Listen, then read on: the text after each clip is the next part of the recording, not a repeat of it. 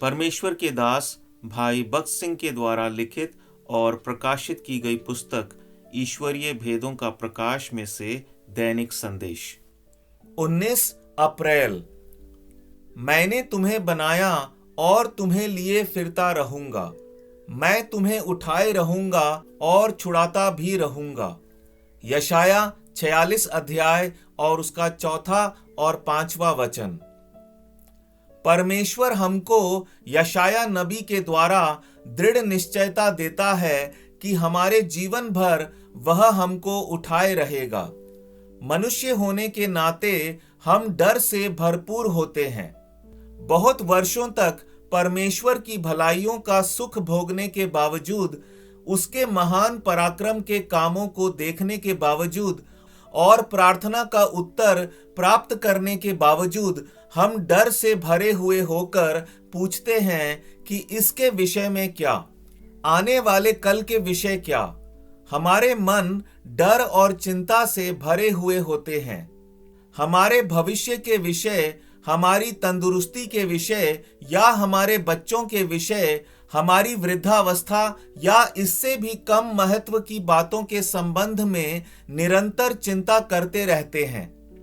यदि आपके बालक ना हो तो बच्चों को पाने की इच्छा रखते हैं, और बच्चे हों तो उनका पालन पोषण और भविष्य के विषय में चिंता करते हैं।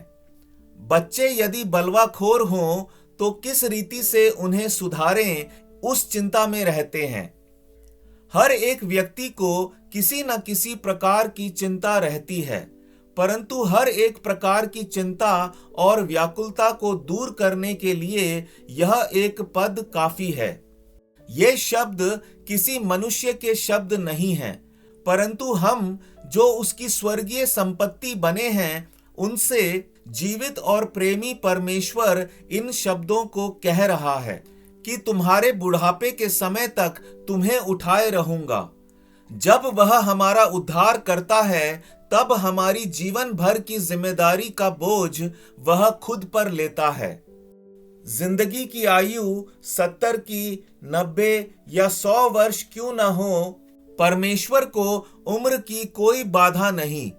इसलिए वह आपसे कहता है, तुम्हारे बाल पकने के समय तक तुम्हें उठाए रहूंगा। दूसरे शब्दों में कहें तो तुम्हारी आखिरी सांस तक मैं तुम्हारे लिए जिम्मेदार हूं।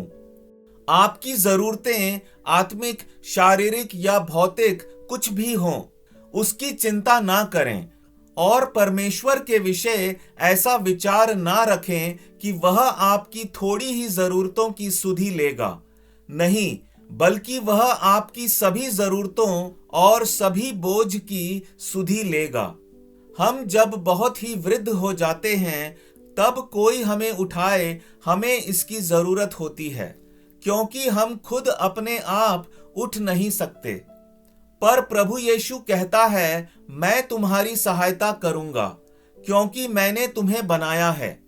तुम मेरी निज संपत्ति हो, इसलिए तुम्हारा सारा बोझ और जिम्मेदारी उठाने की चिंता मैं ले लूंगा।